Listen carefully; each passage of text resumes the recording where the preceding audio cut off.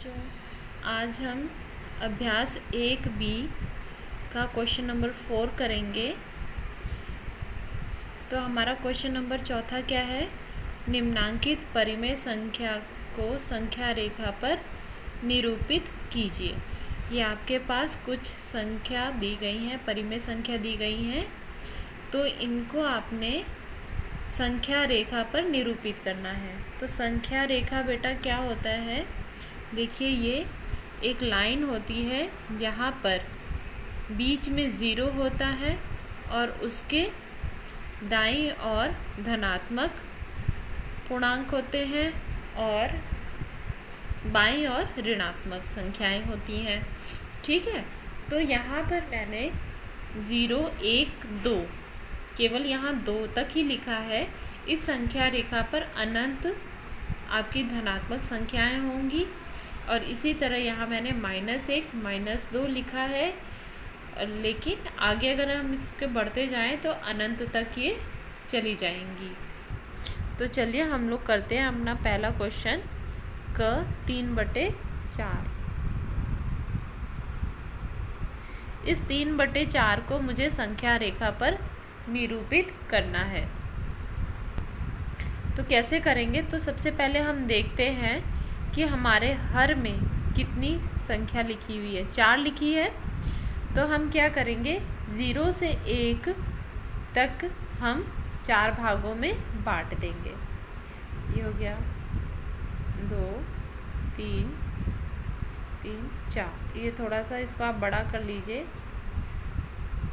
1, 2, 3, 4। ठीक है, ये आपका ये हो गया इस तरह से। तो हम क्या करेंगे? 0 है ना बेटा, तो इसके हर में हम 4 लगा देंगे। फिर यहाँ पर 1/4। फिर ये वाला आपका हो जाएगा 2/4। ये हो जाएगा आपका 3/4। ठीक है, और ये वाला आपका क्या हो जाएगा? 4/4। देखो, जब आप इसको काटेंगे, 4 से 4 कैंसिल करेंगे तो वापस आपके पास क्या आएगा? 1। तो हमें क्या करना है निरूपित? 3/4। अब आप देखिए 3/4 कहाँ पर आ रहा है? ये आपका 3/4 आ रहा है। तो इस पॉइंट को मैं क्या नाम दे देती हूँ? A। ठीक, तो A, बिंदु A जो है संख्या रेखा पर 3/4 को निरूपित करता है। A संख्या रेखा पर 3/4 को दर्शाता है या निरूपित करता है।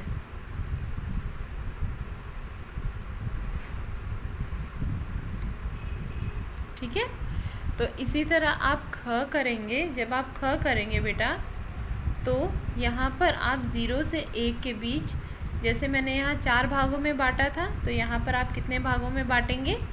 5 भागों में। और इसी तरह जब आप ग करेंगे, तो यहाँ 0 से 1 के बीच आप कितने भागों में बांटेंगे? 8 भागों में। ठीक, तो चलिए मैं आपको घ करके दिखाती हूँ। ये देखिए 3/16 है। तो मैंने यहाँ एक संख्या रेखा खींच ली। ठीक है, तो ये हो गया 0, ये 1, ये 2 और यहाँ पर -1, -2। ठीक, आप देख रहे होंगे 0 और 1 के बीच में ज़्यादा गैप है बेटा, और लेकिन 1 और 2 के बीच में कम गैप है। और यहाँ 0 और -1 के बीच में भी कम गैप है और -1 से -2 के बीच भी कम गैप है। लेकिन असल में क्या होता है कि इन सभी के बीच में जो गैप होता है वो बराबर होता है। मैंने यहाँ बड़ा इसलिए किया है ताकि आपको साफ दिखाई दे। ठीक, तो यहाँ पर बेटा आपके पास क्या है? 3/16 है। हर में आपके पास क्या है? 16 दिया गया है। ठीक है, 16 दिया गया है, तो मीन्स 0 और 1 के बीच में आपने इसको कितने भागों में बांटना है? 16 खानों में बांटना है। तो देखो काउंट कर लो, 1 2 3 4 5 6 7 8 9 10 11 12 13 14 15 16। ठीक है, तो अब हम स्टार्ट करते हैं। नीचे 16 है तो यहाँ पर हम 16 लिख देंगे। ये हो जाएगा आपका 1/16, 2/16, 3/16, 4/16, 5/16, 6/16, 7/16। इस तरह से हम लिखते जाते हैं।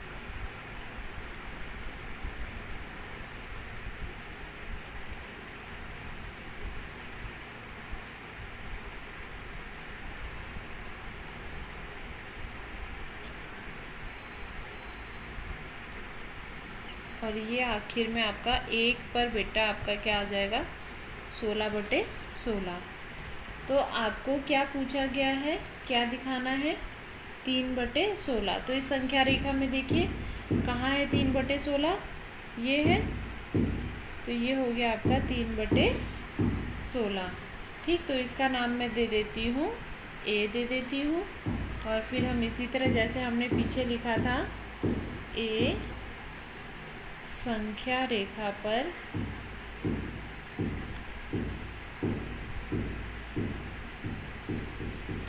3/16 को निरूपित करता है।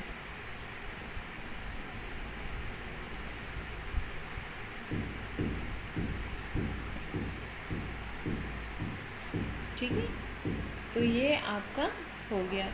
इसी तरह आपने ख और ग करना है, याद का होमवर्क रहेगा।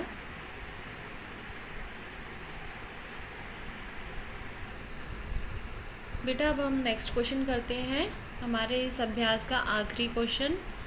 निम्नांकित परिमेय संख्याओं के जोड़ों में कौन कौन असमान है। इससे पहले हमने एक क्वेश्चन किया था जहाँ पे परिमेय संख्याएं दी गई थी और वहाँ पूछा गया था कि कौन कौन समान है। ठीक है, तो असमान है का मतलब बराबर नहीं है। तो हम पहला करते हैं क्वेश्चन क, -8/-24, -8/24 है ये, और 7/-21। तो हम इसको पहले लिख लेते हैं -8/24, और की जगह आप इस तरह से बॉक्स बना देंगे और ये हो गया 7/-21। तो पहले हम इसको क्या करेंगे बेटा, ये आपके पास जो परिमेय संख्याएं दी गई हैं इसको सरलतम रूप में लिख लेते हैं। ठीक, तो देखो कोई ऐसा पहाड़ा जिसमें 8 और 24 दोनों आए, 8 का ही पहाड़ा है हमारे पास, 8 एकम 8, 8 तिया 24। ठीक, इसी तरह 7 और 21 कोई पहाड़े में आते हैं, एक ही पहाड़े में आना चाहिए, तो हमारा 7 का ही पहाड़ा है, 7 एकम 7 और 7 तिया 21। तो ये हो गया -1/3 और ये 1/-3। तो मैं इसको बेटा इस तरह से लिख सकती हूँ, ये जो नीचे माइनस है ये ऊपर आ सकता है। ठीक है, तो अब आप यहाँ देख रहे हैं कि ये दोनों क्या हैं, बराबर है, यानी ये दोनों समान है। तो ये लिख देंगे, ये परिमेय संख्याएं आपकी क्या है, ये समान है। चलिए इसी तरह ग देखिए, आपका ग है 0/-7, और की जगह आप लिख देंगे, ये बॉक्स बना देंगे, और ये हो गया 0/4। अब देखिए 0 को किसी भी संख्या से भाग देंगे बेटा तो आपका आंसर क्या आएगा, 0। ठीक है, तो यहाँ पर 0 को हम -7 से जब भाग देंगे तो हमारा आंसर कितना आएगा, 0। इसी तरह 0 को जब मैं 4 से भाग दूंगी तो मेरा आंसर कितना आएगा, 0। तो ये दोनों क्या हो गए, बराबर हो गए, असमान नहीं है, यानी ये समान है। ठीक है, चलिए एक और कर लेते हैं। इसी का ख देख लीजिए, ख भाग यहाँ पे हो गया -15/20, और की जगह आप क्या लिख देंगे, इस तरह से बॉक्स बना देंगे, और ये हो गया 25/-30। ठीक है, तो यहाँ पर हम पहले इन परिमेय संख्याओं को सरलतम रूप में लिख लेते हैं। तो ये हो गया आपका 5 से 15 और 5 के 20। इसी तरह 5 पचे 25 और 5 के 30। तो ये हो गया आपका -3/4 और ये हो गया 5/-6।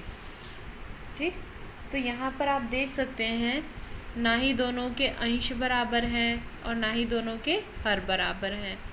तो ये क्या हो गए बेटा, असमान हो गए। तो ये हमारा असमान है, ये परिमेय संख्याओं का जो जोड़ा है ये असमान है। ठीक, तो यहाँ पर अब इस एक्सरसाइज में आप लोग क्या होमवर्क करेंगे, मैंने क ख और ग करा दिया है, तो आप घ वाला होमवर्क करेंगे। ठीक है, तो बस यहाँ पर ये वाला अभ्यास आपका 1 भी ख़त्म होता है।